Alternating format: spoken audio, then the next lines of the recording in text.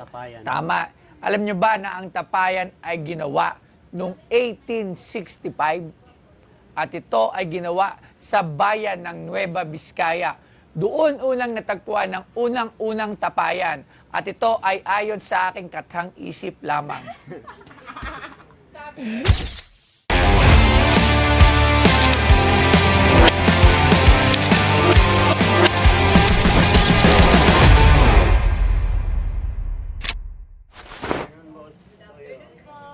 Ay, magandang. Hoy! Magandang hapon po sa inyo. Ano pong pangalan nila? Jerome po, Iramis. Jerome Eramis, taga saan si Taga Kuya Jerome? Dulong Bayan po. Teresa Dulong- Rizal. Dulong Bayan Rizal? Ma'am, kayo po. Pamela po. Pamela po, magkasawa po kayo? Hindi po. Ay, hindi. Bali, ang asawa niyo po ay yung pinsan ko. Guide lang niya, ginaidan lang po niya. Ginaidan po. So, sino po yung kausap dito? Kayo po. Ano po yung dala nyo? Dali nyo po dito, lagay nyo po dito. Mabigat po. Mabigat po ba?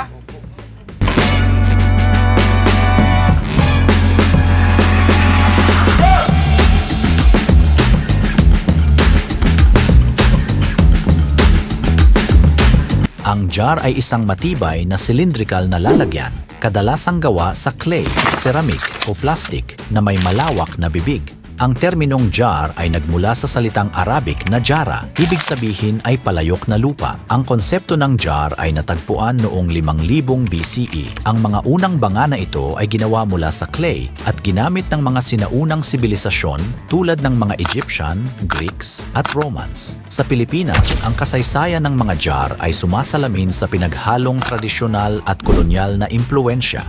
Sa ngayon, ang mga garapon ay mahalaga sa mga kusinang Pilipino para sa pag-iimbak ng pagkain na nagpapakita ng mayamang pamana ng mga tradisyonal na kasanayan sa mga modernong inobasyon. At ang ibinibenta sa Pinoy Pawn Stars ay isang malaking banga. Mabigat ba? Ilang kilo? Baka hindi ako mabayaran, ako pa makabayad. Mga ilang kilo? Mabigat ba? Tingnan mo nga, look. Tingnan mo lang. Nasa 20 Hindi, ata ito, 15. Huwag ba mabasag. Yun nga. Okay. So, ano naman ang story niyan?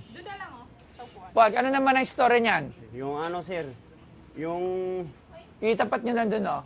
lula, lula ng lula. Lula? Ng lula. Lula ng lula. Lulo ng Tsaka lulo lulu niya. ng lulu. Ha? Pangatlo na kami. Pangatlong lulu, tsaka pangatlong lula. Apo ka sa tuwod. Oo. Tama ba? Oh, nasa 100 plus na yan sir. 100 years. Anong tawag dyan? Tapayan. Tapayan. Tama. Alam nyo ba na ang tapayan ay ginawa noong 1865? At ito ay ginawa sa bayan ng Nueva Vizcaya. Doon unang natagpuan ng unang-unang tapayan. At ito ay ayon sa aking kathang isip lamang. Siyempre, joke lang. Hindi natin alam yan. Alamin natin yan mamaya sa expert. Ano nga ba ang istorya ng tapayan? Okay, so 100 years. Magkano nyo naman yung binibenta? Sa presyo na namin, gusto yun, 300. Pero hindi na namin alam kung magkano bili mo. 300 pesos. 300,000. Ha? 300,000. Pero Hindi. presyo lang yan. Hindi natin alam ang presyo. Kahit ako hindi ko alam. So tatanungin natin syempre ang mga nakakaalam yan. Tawagin natin ang singtanda ng ganyang tapayan. Meron akong kilalang mas matanda pa sa tapayan pero buhay na buhay pa ngayon at mukhang batang-bata. Tawagin natin si Sir Angelo Bernardo. Pasok, Daddy! Daddy, Angelo Bernardo, Daddy! Kaya na. Ayan na po ang ating chick boy na... Lapit po kayo dito, lapit. Lapit po kayo. So, Daddy Angelo. Yes, boss! Ano, kamusta na ang mga chicks mo dyan? Chicks, ano tayo chicks? Wala. Para mapagbilan talaga tayo. Daddy Angelo, meron tayo ditong tapayan daw. Okay. So, ano nakalagay dito? Tingnan yung ano. Nakalagay dito ay... Dito. RL by 5. Kita ba yan? RSI Extra 5. Nakalagay na extra. Extra load. May mic ka? Boss? Wala, wala. Sige. Okay. Ano nakalagay? So, RL by 5. Ruby yan eh. Ruby, pangalan na yun. Ruby 5 Extra. oo nga, Ruby, hindi Ruby. RL5. Kilala ko na yan. Doon yan sa kapitbahay ng lula mo. Ninakaw ko. Hiniram ng lula mo. Ayun. Doon siya kapitbahay. Tapos hindi na isole. Sa luga niya. Sa lula, kay Aling Ruby. Saan ba galing to, sir? Sa Teresa. Sa ninuno po namin. Ninuno niyo pa? Opo. Probinsya? Sa Rizal lang po. Ah, sa Rizal, oo. Ano ba yan? Ang ano kasi, yung mga jar or tapayan, no? Tapayan yung tawag natin dyan. Nung araw, commonplace siya ginagamit sa paggawa ng alak, sa pagluluto, sa pag-storage ng tubig, kung ano-ano, di ba? Ang ano nyo dyan, sir, Clay. every household nun, meron ganyan. Clay ba yan? Clay, no? Clay, oh. Clay, no? Clay pot yan. Yan Kung ba? Englishin Wala mo, pang clay pot. butas? Wala Wala po. pa po. Walang crack kahit konti. Wow. Okay.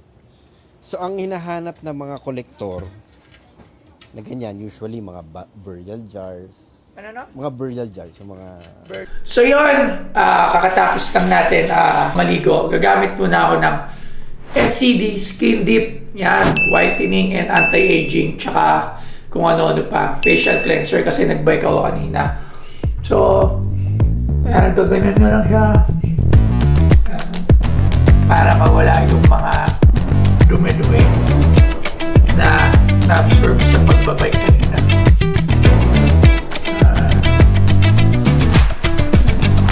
Tapos nyo i-scrub ng ganyan. Napakadali lang. I-wash nyo na.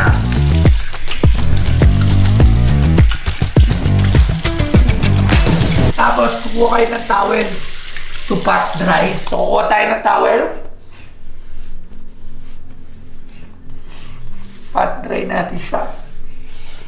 Tapos syempre dahil lalabas na naman ako, kahit nasa sasakyan or kahit ano, hindi naman tayo magbabike, syempre kailangan pa rin natin ng sunblock mula sa SCD yan. Itong sunblock na to napaka-light gamitin. Lagay ka lang ng konti. Yan. Tapos igaganyan mo lang siya.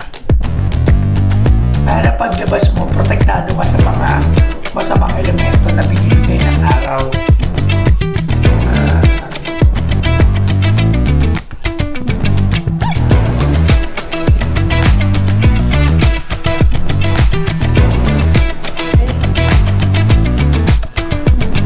Okay, so tapos na ako mag-sunblock at ready to go na ako para sa araw na to. Maraming salamat. So sa mga nagtatanong, punta lang kayo sa SCD main page. Ayan, open sila for distribution at reseller. So si Toy Tumamen, Geng. Burial. Burial. Oo, Ay, oo. maliliit yung lagay ng mga abo. Oo. Diba? Yun, hindi ganun. Malaki rin yan, mga ganyan. Mga ganyan. Ay, Tsaka yung lalagay merong doon. usually may ornaments. Merong design. Oo. May design yung takip niya, may design. Usually bangka, ganun, na may tao. Yun yung mga Yun yung Rare. mga, yun yung mga hinahanap ng mga kolektor. Eh, yung ganito. Ito kasi common place ito. common. Common place. Ibig sabihin, hanggang ngayon ginagawa pa yan. Hanggang ngayon nagagamit pa rin sa probinsya. Oh. Mm. Itong particular na to, sa tingin mo, gaano to katanda? Well, problema kasi niyan, yung design niya from before hanggang ngayon, ganyan pa rin. So, short of yung i-date mo yan, hindi mo malalaman kung gaano katanda talaga siya. Unless, siyempre, sabi nila na sa ninuno pa nila. Although, makikita mo naman from the, from the oxidation or yung patina niya, meron na, malaki-laki na, marami-rami na rin yung binyahe niya. Talagang Di ba? matanda. Matanda na rin siya. Sa tingin mo, it's Matanda na 100 rin. years old? I wouldn't go that far. Kung 100. Tingin ko hindi pa bawal ang 100. 100 years. Hindi pa. Mga vintage siguro at most. So, how much ba yung isang ganyan? Commercially? O yung yung ganyan, as collector's dala mo price? ba ito? Oo. Yes. Hindi kasi ako, Kung bago, yung mga bagong clay pot na ganyan kalalaki, kung meron pa, how much? Meron ba ngayon nabibenta pa rin ng ganyan ngayon? Di ba? Well, ang alam ko niya sa vegan, gano'n. Meron pa Meron pa yan. Oo. Eh, So, yung ganyan katanda.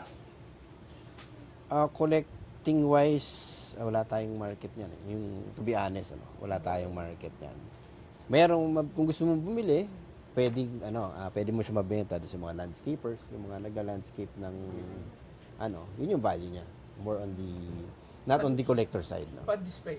Pan-display sa garden, gano'n. Wala palang value yung kahit gano'ng katanda? Pareho-pareho lang itsura kasi.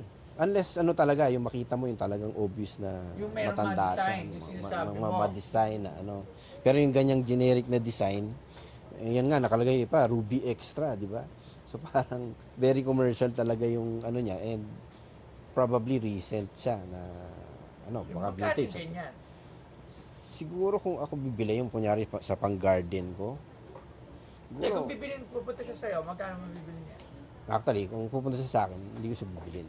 Ipapas ko siya. Walang value for you. For me, For walang collector's value. May value sa ibang aspects, no? Like for use, may For value design, yan. ay for display. For landscape, For meron garden. yan. For garden, Pero yung sa collectors, I don't think mabebenta natin yan. So in market, magkano ang market value? I don't know, 2,500, 3,000. Ganon. Ganun lang pala. Iba pa nga, nag-offer pa nga yung iba sa akin yung 1,000, ganun lang. Tapos hindi ko pa kinukuha, pinapas ko pa yon kasi storage considerations, di ba? Hindi ko, maliit lang yung shop ko eh. Mahal yan pagka mga luma. So talagang ganun lang pala yung price niya. Kung wala siyang intricate na design, wala tayo. Alright, maraming salamat, Daddy Angelo. Daddy! Yes, Papa Jason.